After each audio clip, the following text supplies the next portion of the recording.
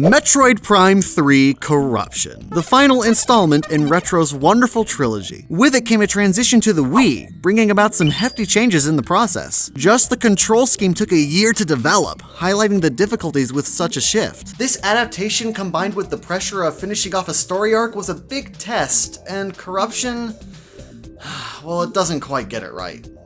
This is obvious from the first 5 minutes of the game. You get a little cutscene where Samus has a bad dream about her doppelganger emerging from a cocoon, even though it's clear that actually happened. Then you're pressing buttons on a keypad and a dude tells you to land with the Galactic Fleet. You have to go talk to the Admiral and meet with other bounty hunters? Huh? See, I don't know about you guys, but at this point, I'm already a little drawn out of the experience. And it's highlighted by the little tasks you have to do involving motion controls. Slowly press these buttons to give them a code when there's no way they couldn't, look through their windows and identify your ship. Moving the thrusters, moving these things. They want you to know from the outset that the motion controls will see some heavy use, but that doesn't mean it needs to be shoved in our faces. See, in the first 2 games, if you wanted to progress through certain sections, you knew it was a good idea to break out the scanner. It's accessible and doesn't waste your time. You just pull it up, highlight the object, and oh, would you look at that, the elevator's online.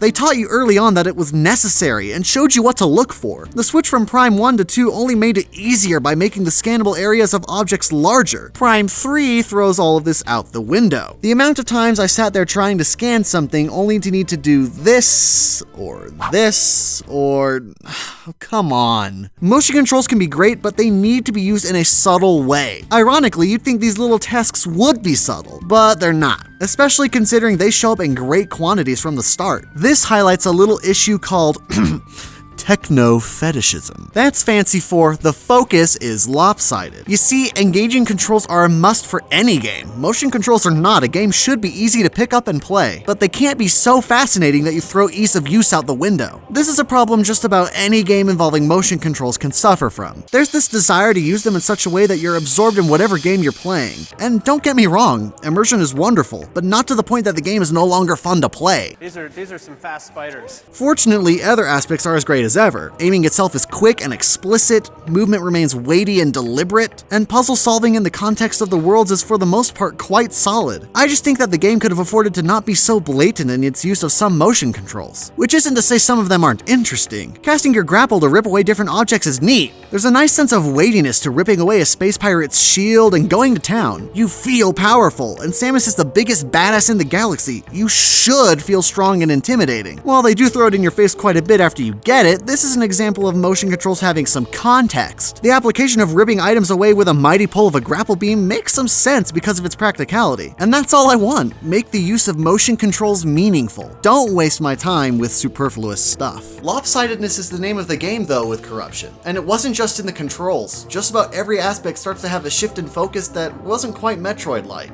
Alright, let me clue you into what I think makes Metroid the series we all know and love, and we'll go from there. A Metroid game is an experience. A world that you can feel all around you. Exploration and isolation are crucial components to fostering this fascination. Areas of the game's world should hold a loose connection, tied together in such a way that progression is natural. There's an amount of non-linearity that makes returning to a previous section rewarding. When a new section opens up, backtracking doesn't feel like retreading the same pathways. Surpassing new obstacles and uncovering new passages as you get upgrades empowers you to push on and explore. To me, these are the defining aspects of any true Metroid experience. I've said this before, but fair play to companies for attempting to innovate and expand their series. To even understand what we do and don't like takes experimenting. I applaud them for pushing the envelope, especially considering this was the final chapter in an epic trilogy. This game needed to explore the limits of this perspective, and in large part, I think it's a great game, one of the best on the Wii. Yet when your standard is, I don't know,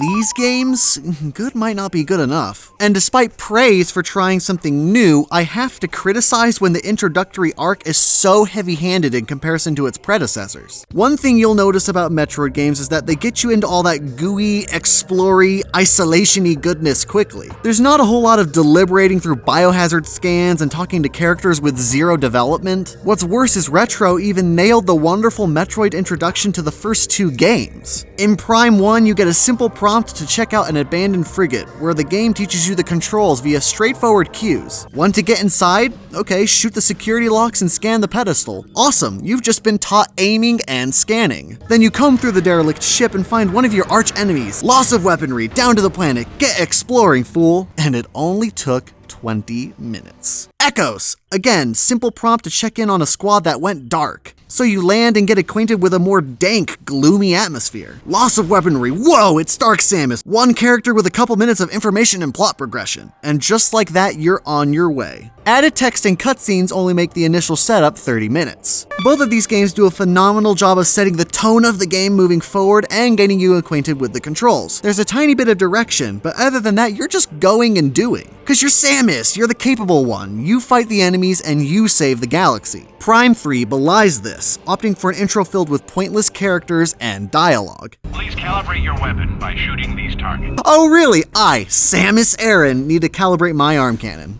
Alright, check, aiming tutorial. Wait, why do I need to blow up latches to make the ramps raise? Shouldn't the path be open? Oh look, the purple one is imitating me, how cute.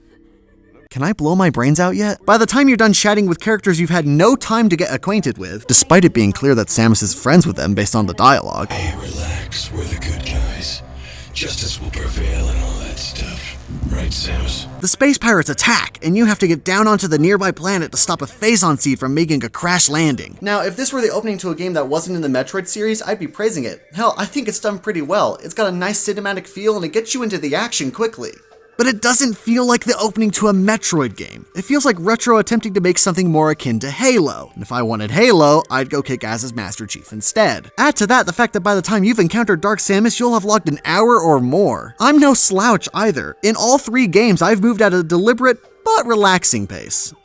I like to enjoy my games, you know? But in more than double the time, you haven't even had a chance to explore. Everyone tells you where to go and what to do. You don't feel isolated either. If anything, the soldiers running around and the constant chaos of the planet feels too sterile. It's too clean for a series that's always prided itself on removing outside factors and letting you get lost. My solution? No landing on the galactic ship. And no talking to characters I've been given no time to care about. Instead, we get the mission prompt and we just go. When you land on the planet, instead of this huge firefight, it's just you versus the space pirates, and only 1 generator to turn on. I mean, it doesn't make sense to have 3 if these guys are out of the picture. If you're Samus, the one providing the muscle, the Federation will have evacuated their people, leaving you to deal with the problem. It's kind of what they always do. Then we could have an encounter with this guy down on the planet instead of on the Olympus. Cap the intro off with powering on the cannon, which blasts the seed to bits. Again, 20 to 30 minutes are all that's needed to set the game up. A quick intro where we're made aware of the Leviathan seed threat and the space pirates' role in it would be a fantastic way to get you moving. After this, we get into the bulk of the game, the journey to stop Dark Samus once and for all. The only problem is now we have to deal with the separation of the game's worlds.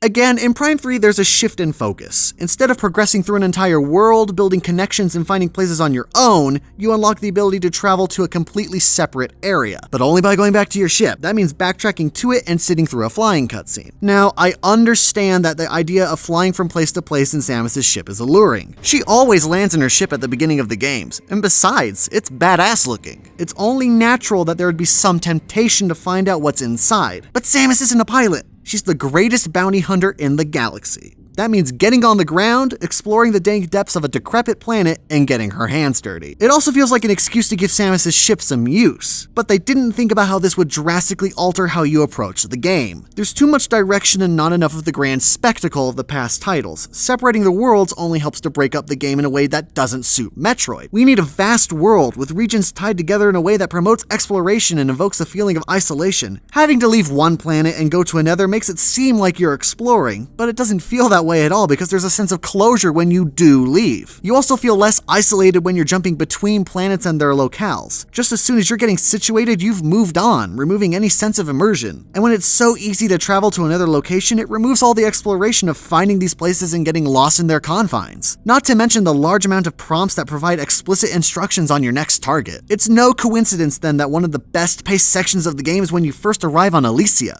The initial area is large and centralized, and you don't receive as many prompts telling you where to go. After the tedious hops between compact sections in Brio, this was a breath of fresh air, the point where the game felt the most Metroid-like. I don't understand why the game doesn't take place on one cohesive planet. Instead of segmenting Brio and Elysia into their own worlds, let's take those good bits and move them. Here's my idea. Why not take the space pirate homeworld and make it the setting for corruption? The plot could be centered around this setting change as well. Now that you've seen the Leviathan seeds, you understand the threat that the space pirates have at their disposal, and it's imperative that you stop them before they can launch another one. This means traveling to their homeworld, working your way through the outer landscapes, and destroying their base, putting an end to their threat. At least for the time being. Making your way through other sections of the planet, maybe places called Brio, Elysia, and Valhalla, you slowly find a way to bypass their defenses. Then when you get in, it's payback time. You take the fight right to their home, destroying their base, Ridley, and Dark Samus once and for all. Well, probably not Ridley, but I mean, we knew that already. This would promote exploration much better, seeing as we'd be in one cohesive world. You could learn more about your arch enemies in the process too, seeing as you're on their planet, and this would make for an interesting plotline. Not to mention, going in alone in one of the most dangerous places in the galaxy, not only would you feel isolated, but it would carry a level of danger to match the finale of this trilogy. It's unfortunate too, because aesthetically, Prime 3 nails it. I'd say it's even better than Prime 2 and even the first game in spots, with nice bursts of color and grand visuals. But they didn't need to be broken up, and it saddens me that we couldn't have had a sprawling world instead. It's yet another baffling choice that ultimately knocks the game down a tiny bit in my book. And that's the problem with the whole game. Mechanically, it's as solid as ever, even if some of the motion controls were forced. Hell, it might even be better than the first two because of how intuitive the pointer controls are. But the worlds are too segregated, creating a disconnected sense of exploration and little to no feeling of isolation. This was also the point where a more heavy-handed story came into play, and it just doesn't feel like a Metroid game. It's not bad by any means, just